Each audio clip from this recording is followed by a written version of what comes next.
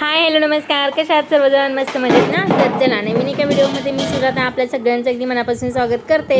आणि उन्हाळा स्पेशल म्हणजे बटाट्याचे वेपर्स आमच्या घरी तर सर्वांनाच आवडतात. आणि प्रत्येक वेळेस उन्हाळा आला आणि बटाट्याचे वेपर्स केले नाहीत असं होतच नाही. तर मी आज 10 किलो बटाटे आणले होते, त्यातले 7 किलो बटाट्याचे वेपर्स करणार आहे. आता माझ्याकडे 2-3 मशीन होत्या अशा, म्हणजे जवळजवळ 4 मशीन आहे तिथं वेपर्स पाडायच्या. मग कुठल्यानी पाडायचं ते काही सुचत नव्हतं, डिझाईननी पाडायचं का प्लेननी पाडायचं. तर चारही पण घेऊन बसले. आणि ही सिस्टीम छान आहे, म्हणजे प्रत्येक ब्लेड्स वेगवेगळे असं आपण चेंज करू शकतो त्या मशीनचे. तर त्याला 4 ब्लेड आहेत, म्हणजे मीडियम साईजचं वेपर, जाड, नंतर डिझाईनचं असं 4 आहेत. तर ते आता प्रत्येक ह्यानी मी म्हणजे बघणार आहे कोणते चांगलं पडतात वगैरे वेपर्स. तर सगळे बटाट्याचे इकडं मम्मी, अर्चना, स्वरा वगैरे सगळेजण साल वगैरे काढून देत आहेत मला बटाट्याचे. आणि ते सगळे बटाटे पाण्यात ठेवलेत आणि पाण्यातच वेपर्स पाडायचे, कारण मग काळे जास्त होत नाहीत. तर बटाट्याचे वेपर्स पाडायचे म्हणले की असा मोठ्या साईजचा बटाटा घ्यायचा, आणि जर का आपल्याला मोठे मोठे पाडायचे असतील तर मग आडवा धरायचा, आणि छोट्या साईजचे पाडायचे असतील तर उभा बटाटा धरून आहे ना तर वेपर्स पाडायचे. तर मी तर जास्त मोठे पण घेतले नव्हते बटाटे आणि जास्त छोटे पण नव्हते, मीडियम साईजचे असे बटाटे आणले होते. आणि त्यात थोडेसे डिझाईनचे पाडलेले आहेत आणि थोडेसे प्लेन पाडलेले आहेत. डिझाईनचे मुलांना वगैरे खूप आवडतात वेपर्स खायला. आणि हे जे काही रोटेशन करून करून आपल्याला हे डिझाईनचे वेपर्स पाडावे लागतात. तर पहिला स्ट्रेट पकडून हे केलं ना, परत उलट्या साईडनी असं पकडायचा बटाटा आणि असं उलट सुलट करून हे डिझाईनचे वेपर्स पाडायचे. ते सुद्धा मी थोडेसे पाडलेले आहेत आणि प्लेनसुद्धा पाडलेले आहेत. तुम्ही जर का तुम्हाला प्लेन वेपर्स आवडत असतील तर तुम्ही प्लेन पाडू शकता, आणि डिझाईनचे पाडायचे असतील तर ते सुद्धा पाडू शकता. कारण आता प्रत्येक वेळेस म्हणजे वेगवेगळे प्रत्येकांची चॉईस वेगवेगळी असणार. कुणाला डिझाईनचे आवडतात, कुणाला प्लेन आवडतात. तर मी तर दोन्ही मिक्स आहे ना तर ते पाडते. प्रत्येक मशीननी बघते कोणत्या मशीनी चांगले पडतात, पातळ वगैरे. एक मशीन होती तर थोडेसे जाड वगैरे पडायचे, दुसरी मशीन होती तर एकदम पण पातळ पडायचे, आणि तिसरी मशीन आहे ना तर ते छान पडत होतं यांनी सुद्धा. आणि स्वराची तर छान मदत चालली आहे, आणि ती सुद्धा आम्हाला वेपर्स वगैरे पाडून द्यायला लागली आहे.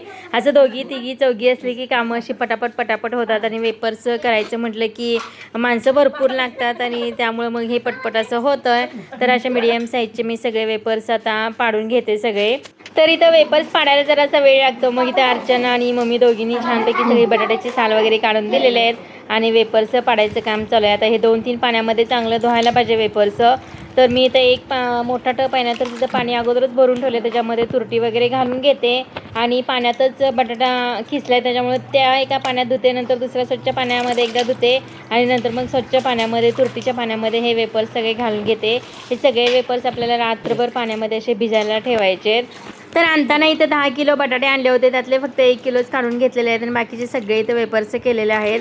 जवळजवळ 8-9 किलोचे वेपर्स असतील हे.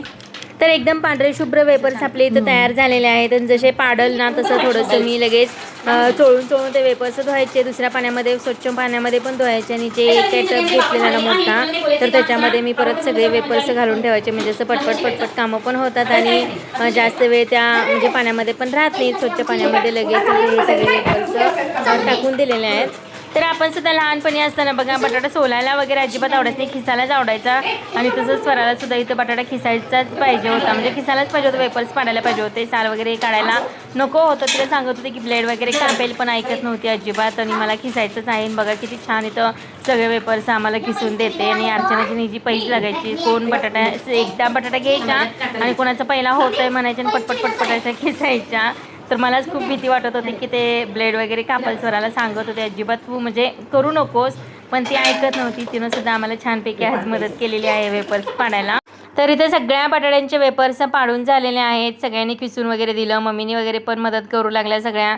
आणि सगळ्यांनी अशी मदत केली की पटपट अशी कामं होतात. आणि डिझाईनचे थोडेसे इथं वेपर्स पाडलेले आहेत, प्लेन थोडेसे पाडलेले आहेत. मुलांना कसं जास्त डिझाईनचे आवडतात ना, त्यामुळे मग डिझाईनचं थोडंसं पाडलेलं आहे आणि प्लेन पण पाडलेले आहेत. आणि सगळे वेपर्स आता इथे स्वच्छ पाण्यामध्ये, म्हणजे जे काही तुरटीचं पाणी होतं ना तर त्याच्यामध्ये घालून घ्यायचे आहेत, म्हणजे एकदम पांढरे शुभ्र असे वेपर्स तयार होतात. हे स्वरासुद्धा इथे मदत करू लागते. हा शेवटी तुरटी थोडीशी टाकायची आणि मस्त लगेच रात्रभर भिजायला ठेवायचं, बांधून घालायचं. जरा वेपर्स शिक कसं बनवायचं, लग्न झाल्यावर करायला बरं. लग्न झालं करणार नाही, हात काढ हात काढ.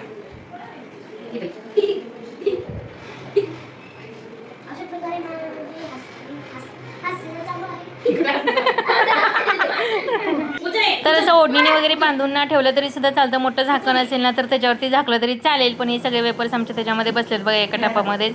आणि सकाळी सकाळी लवकर उठून 8 वाजून 10 मिनिटापर्यंत आमचं सगळं पाणी वगैरे उकळलेलं, स्वयंपाक वगैरे झालेला, सगळी कामं आवरली होती. आणि आता म्हटलं सकाळी सकाळी करायला घातलं की पटकन होतं. आणि चहा वगैरे पेपर्यंत सगळं इथं शेगडीवरतीच पाणी इथं मी गरम करायला ठेवलेलं आहे. कारण उठल्याच पाणी गरम करायला ठेवलं होतं, कारण मग बाकीची कामं आवरेपर्यंत ना तर ते सगळं पाणी वगैरे गरम होईल. मग सकाळी 8:15 वाजता 8-8:15 वाजताच आमचं इथं वेपर्स करायचं काम चालू आहे. आणि सकाळी सकाळी केलं की उन्हाच्या अगोदर घालायला वगैरे पण बरं पडतं.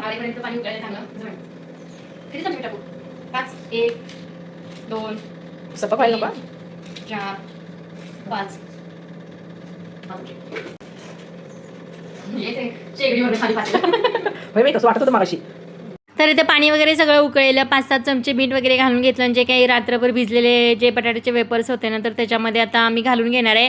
कारण 10 किलो जवळजवळ 1 किलो कमी आहे, पण एक 8-9 किलो तर वेपर्स होतील हे. आणि ते एका पातेल्यामध्ये काही बसले नसते, 2 स्टेपमध्ये इथं करणार आहे. तर निम्मे वेपर्स आहेत ना तर ते आता मी इथं घातलेले आहेत गरम पाण्यामध्ये. आणि 5 ते 10 मिनटामध्ये चांगले वेपर्स शिजतात. आणि ते एक 10 मिनटं चांगलं आम्ही हलवूनच हे बटाट्याचे वेपर्स सगळे शिजवून घेतलेले. जास्त पुढं पण जाऊन द्यायचं नाही आहे, कारण जास्त पुढे गेलं की मग एकदमच जास्त शिजलं जातं ते.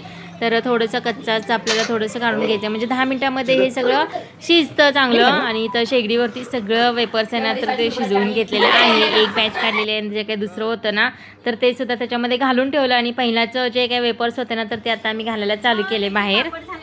तर इथं वेपर्स करायला पण काही वाटत नाही, शिजवायला घिजायला काहीच वाटत नाही. पण ते घालायचं म्हटलं की खूप म्हणजे असं माणसं पण लागतात. आणि एक घालायचं म्हटलं की खूप वेळ निघून जातो त्यातच. तर अजून बाहेर ऊन सुद्धा आलं नव्हतं बघा, तोपर्यंत आम्ही सकाळी इथं सगळे वेपर्स वगैरे शिजवून तयार घेतलेले आहेत. जवळजवळ 8:30-9 वाजेपर्यंत आमचं एक बॅच शिजवून झाली असेल. आणि ते आतमध्ये शिजतं तोपर्यंत इथं आम्ही घालायला चालू केलेलं आहे, म्हणजे पटपट पण कामं होतात अशी.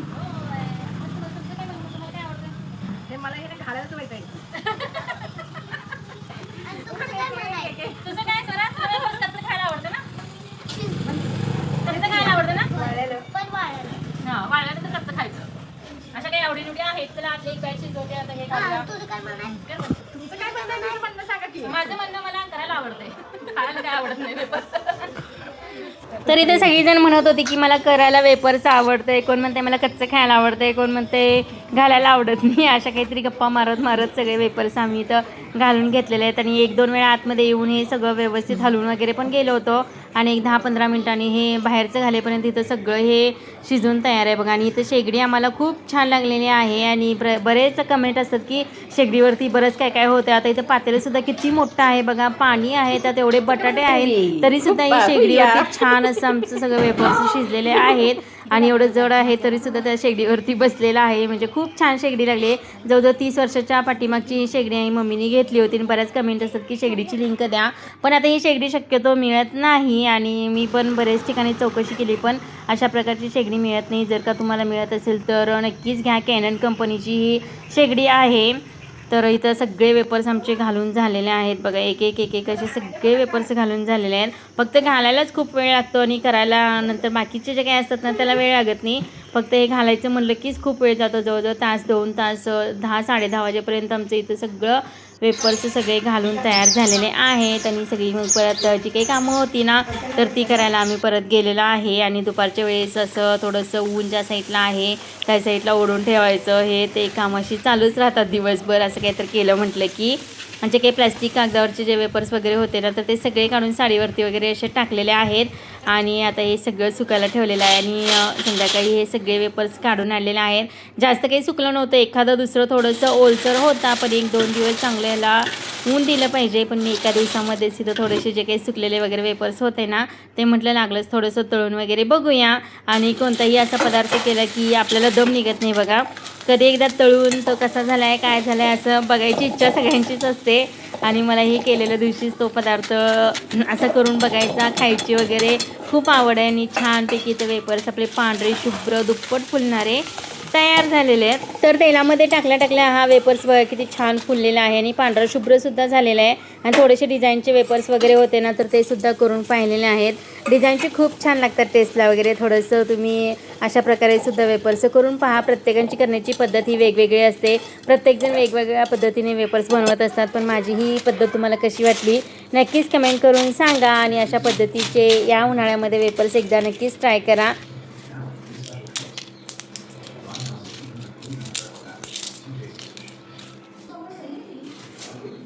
तर छान कुरकुरीत खुसखुशीत असे वेपर्स वगैरे झालेले आहेत। देवाला वगैरे नैवेद्य दाखवला, सगळ्यांना दिले वेपर्स टेस्ट करायला। आणि मी सुद्धा नंतर वेपर्स थोडेसे टेस्ट वगैरे करून पाहिले, एकदम छान झाले होते। मीठ वगैरे पण एकदम परफेक्ट झालं होतं। तर चला, व्हिडिओ आवडला असेल तर लाईक शेअर सबस्क्राईब करा। भेटूया नेक्स्ट व्हिडिओमध्ये, बाय।